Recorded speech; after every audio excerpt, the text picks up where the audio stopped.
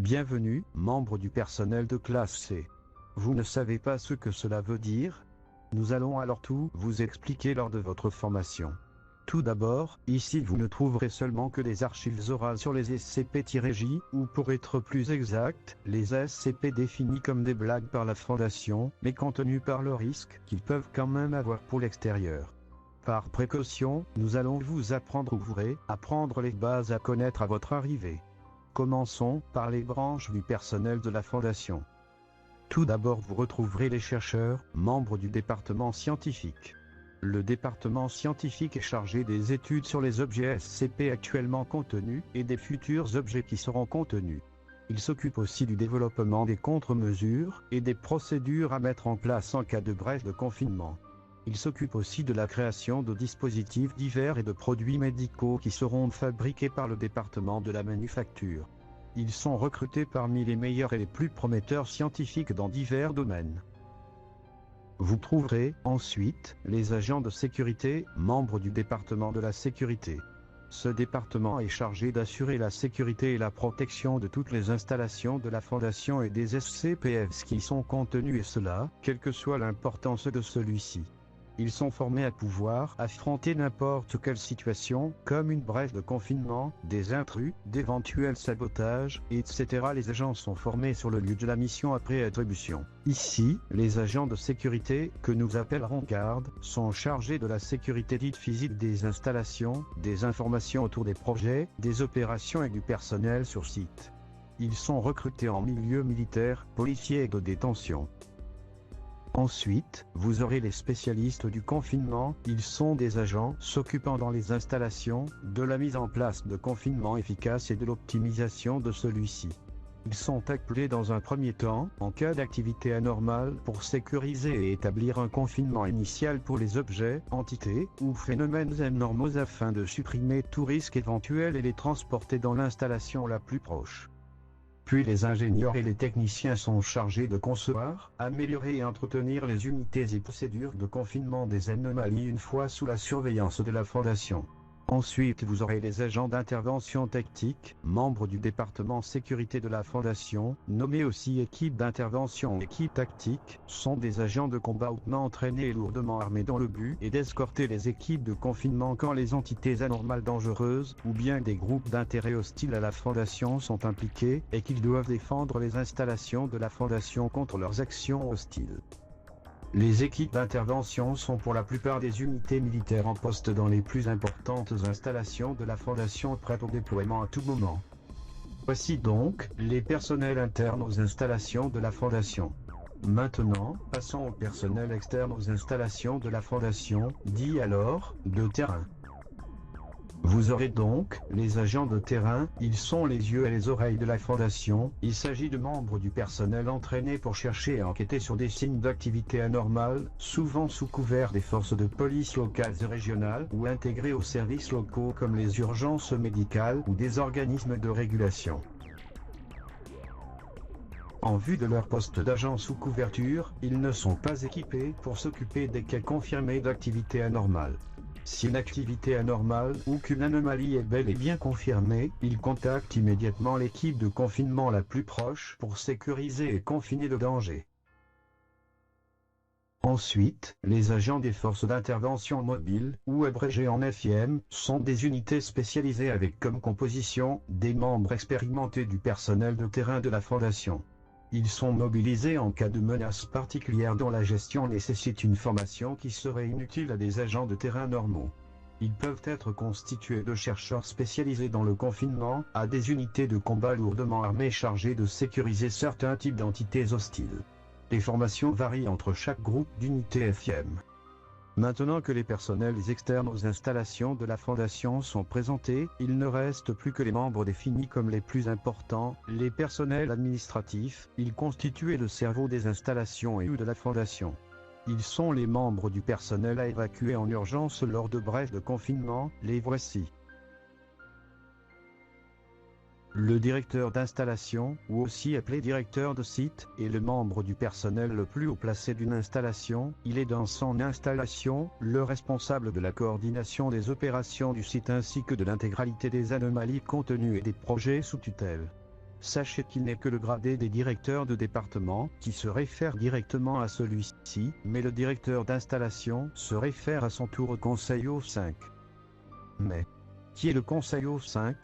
Il est le comité constitué des 13 membres les plus haut placés de la Fondation. Disposant d'un accès total des informations et des documents de celle-ci, le Conseil O5 supervise tous les projets de la Fondation dans le monde entier et dirige ses opérations stratégiques sur le long terme. Au vu de l'importance cruciale de leur poste, les membres du Conseil O5 ne doivent en aucun cas entrer en contact direct avec quelque anomalie que ce soit. De plus, l'identité de tous les membres du Conseil est classifiée et une désignation précise et numérique lui est fournie, allant de O5-1 à O5-13.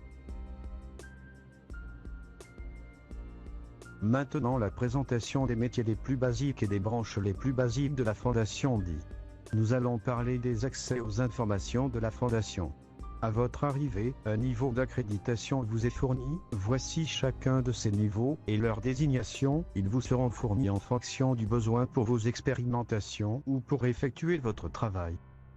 Le niveau 0, qui est fourni à titre officiel uniquement, ce niveau est fourni pour être plus exact, au personnel non essentiel n'ayant pas besoin d'accéder aux informations concernant les objets anormaux confinés par la Fondation, et donc, fourni au personnel qu'il soit administratif, logistique, ou d'entretien des installations travaillant dans des conditions qui ne nécessitent pas d'avoir d'accès à des informations sensibles. Le niveau 1, qui est fourni au personnel qui travaillant à proximité d'anomalies, mais qui n'ont pas l'utilité d'avoir un accès direct aux informations concernant celles-ci. Fourni souvent aux membres du personnel travaillant dans des conditions qui impliquent un accès contrôlé à certaines données sensibles. Nommé souvent « confidentiel ». Le niveau 2, fourni au personnel de sécurité et de recherche nécessitant un accès direct aux informations de certaines anomalies confinées. La plupart de ces équipes et agents et des spécialistes du confinement disposent d'une accréditation de niveau 2, souvent nommée restreint. Le niveau 3, fourni au personnel de sécurité et de recherche supérieure qui ont besoin d'informations approfondies à propos d'éléments tels que les circonstances de la récupération ou la planification à long terme du confinement d'un objet.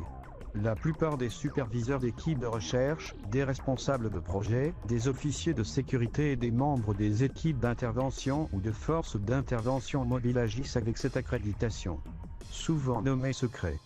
Le niveau 4, celle-ci est donnée au personnel supérieur de l'administration qui a besoin d'un accès quasiment total des informations de la base de données, telles que des données stratégiques et sensibles au sujet des opérations et projets de recherche de la Fondation. Elle n'est accordée souvent, et seulement, qu'aux directeurs d'installation, directeurs de la sécurité et des commandants des FIM, même si des exceptions peuvent être faites. Souvent nommé top secret. Et le niveau 5, souvent nommé Tomiel, n'est normalement accordé qu'aux membres du Conseil des O5. Elle donne un accès illimité à toutes les données stratégiques et sensibles de la Fondation, quelle que soit leur nature. Bon, nous voici quasiment à la fin de votre formation. Il n'en reste plus que les classifications du personnel. Elles désignent leur proximité avec les phénomènes, entités ou objets potentiellement dangereux et leurs importances, mais aussi peut désigner les protocoles à opérer en cas d'urgence. Commençons alors par les membres du personnel de classe E. C'est une classification provisoire attribuée aux agents de terrain et au personnel de confinement qui ont été exposés à des effets potentiellement dangereux au cours de la sécurisation et de la mise en place du confinement initial d'un objet, d'une entité ou d'un phénomène nouvellement désigné comme anormal. Un membre du personnel de classe doit être placé en quarantaine dès que possible puis suivi et surveillé afin d'observer les potentiels changements qui peuvent survenir dans ses habitudes, sa personnalité ou sa physiologie et ne peut retourner sur le terrain qu'après avoir été déclaré sain et non anormal par les équipes médicales et psychiatriques. Nous avons ensuite le personnel de classe D, attribué au personnel renouvelable utilisé pour manipuler les anomalies dangereuses et n'est pas autorisé à entrer en contact direct avec le personnel de classe A ou de classe B. Ils sont généralement recrutés dans le monde entier parmi les rangs de prisonniers condamnés pour des crimes graves ou violents. Dans des circonstances extrêmes, le protocole 12 peut être engagé, autorisant un élargissement des sources de recrutement permettant de recruter parmi les prisonniers politiques, les populations de réfugiés et diverses autres sources civiles. Le personnel de classe D doit passer des examens psychologiques réguliers et se voir administrer un amnésique de classe B au minimum ou être éliminé à la fin du mois à la discrétion du personnel de sécurité ou médical. En cas de catastrophe à l'échelle d'un site, le personnel de classe D peut être éliminé sans préavis s'il n'est pas utile au personnel de sécurité. Attention, les amnésiques feront le sujet d'une prochaine formation où vous en apprendrez plus, ne vous inquiétez pas. Nous pouvons ensuite citer le personnel de classe C, classification attribuée à la majorité du personnel standard, disposant d'un accès direct à la plupart des anomalies qui ne sont pas jugées excessivement sensibles ou dangereuses. Si l'un d'eux a été mis en contact avec un objet ou une anomalie dotée de potentielles propriétés mémétiques ou danger, info doit être placé en quarantaine et soumis à une évaluation psychologique si celle-ci est estimée nécessaire par le personnel de sécurité. Lors d'urgence, les membres de classe C qui ne sont pas du personnel de sécurité doivent être barricadés dans les zones prévues à cet effet ou évacués à la discrétion des responsables de la sécurité de l'installation. Ensuite, voici les membres du personnel de classe B, attribués au personnel jugé essentiel aux opérations de la Fondation à échelle locale et qui ne sont autorisés à accéder à des objets anormaux qu'après une période de quarantaine et une neutralisation de tout effet potentiellement dangereux chez ceux-ci. En cas d'urgence, ils doivent être évacués immédiatement dans un endroit sécurisé prévu à cet effet. Et il ne reste plus que les membres de classe A, attribués au personnel jugé vitaux aux opérations de la Fondation à échelle mondiale et qui ne doivent sous aucune circonstance s'approcher des anomalies. Lorsque les circonstances amènent le personnel de classe A à se trouver à proximité directe de ces anomalies, celui-ci n'est pas autorisé d'accéder aux zones contenant des anomalies et doit rester dans les zones sécurisées en toutes circonstances. En cas d'urgence, ils doivent aussi être évacués comme les membres du personnel de classe B. Les membres du Conseil O5 sont automatiquement considérés comme personnel de classe A. Voici ce qui conclut votre première formation. D'autres formations seront disponibles à l'avenir, mais aussi des présentations des archives des SCP définies comme des blagues par leur capacité anormale. Bonne soirée à vous, membres du personnel de classe C, et n'oubliez pas, nous sécurisons, nous contenons et nous protégeons.